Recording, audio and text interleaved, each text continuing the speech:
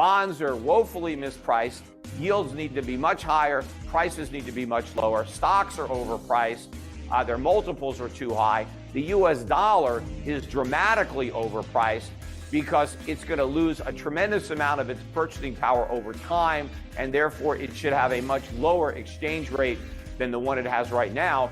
It also means that gold and silver prices are much too low, because right now gold is priced for a world where there is no inflation, where inflation has been vanquished by a tough Federal Reserve that is committed to ridding the economy of inflation. When the markets realize that that's not the case, that the Fed is going to choose inflation as the lesser evil, because that's the choice. Do we have a massive economic collapse, financial crisis, depression, waves of defaults and bankruptcies, or do we tolerate higher inflation? The Fed already made that deal with the devil, and it's going to keep its commitments. We're going to have higher inflation. The markets just need to come to terms with that and price it into assets. And of course, it also means a huge decline in the American standard of living, because I think the recognition of this reality is going to be the final nail in the dollar's coffin. It's going to cause it to lose its status as the world's reserve currency. And so Americans are not going to be able to exchange the money that we print for the goods everybody else produces. We're going to have to live within our means.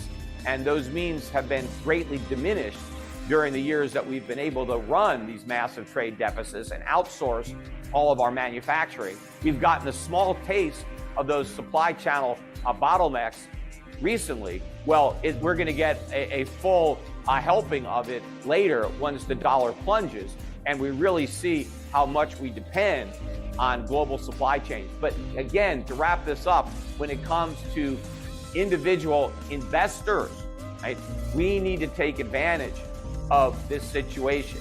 You know, I have been preparing and helping my clients prepare for this for over a decade.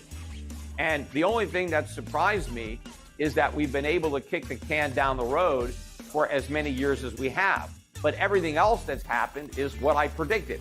It's just taking place on a longer time scale than I would have imagined over a decade ago. But be that as it may, we're here.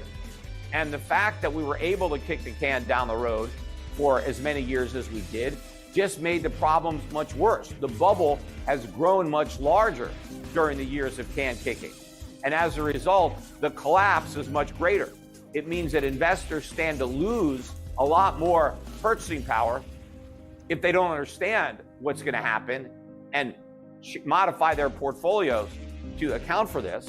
And it also means that the investors who do make those changes are going to make even greater profits, I believe, as a result, because the bigger the bubble, the more air there is to come out. And the more air that comes out of the bubble, I think the more profits that the people make who bet against that bubble. And so that's what we're doing at Euro Pacific Asset Management with our strategies.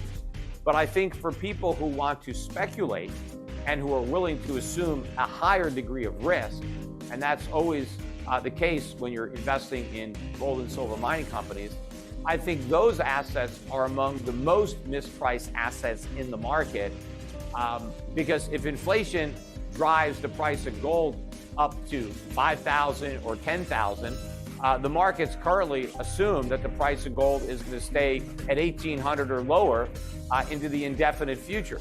I think the markets are wrong. But more importantly, not only will a much higher price of gold relative to the cost of mining it really help earnings of these gold mining companies, but it's going to cause a lot of gold that markets currently assign a zero value to all of a sudden have incredible value.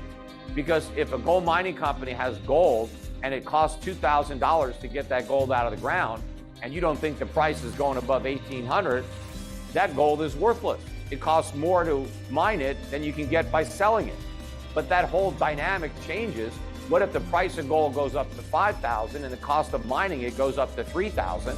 You know, now you have $2,000 value for every ounce in the ground, and now that value is now going to be factored in to the price of these stocks. So I think you have tremendous opportunity in that segment of the market For those of you who don't want to take as much risk, I think you can also protect yourself with our other investment strategies that invest in value-oriented companies outside the United States, companies that pay good dividends, companies that sell products and provide services that people need. You know, inflation is a problem worldwide. The Fed isn't the only central bank that kept interest rates too low or printed too much money.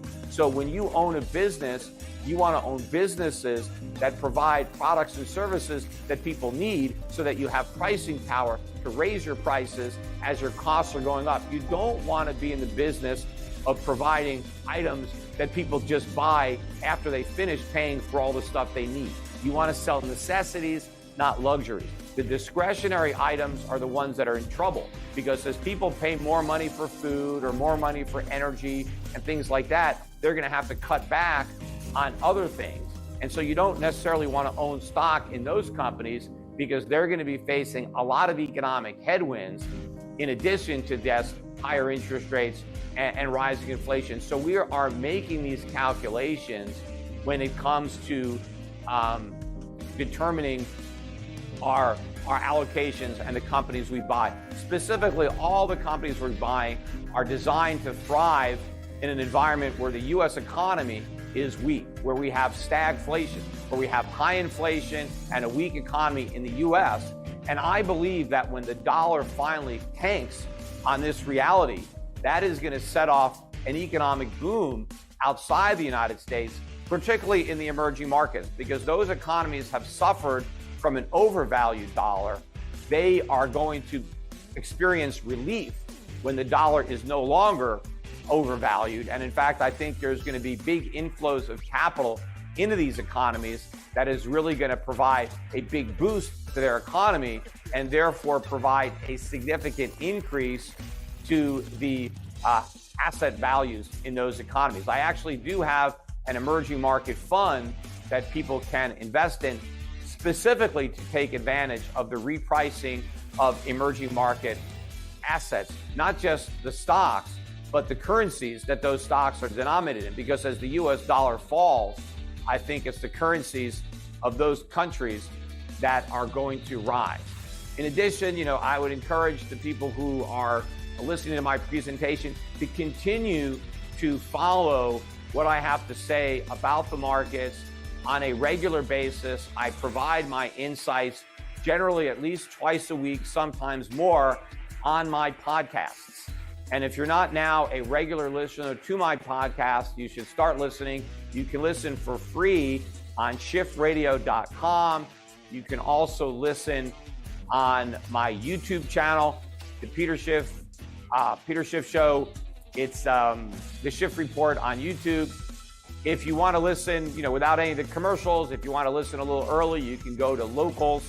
I also have it on that platform for a small fee. So either way, it's important to just follow what I have to say.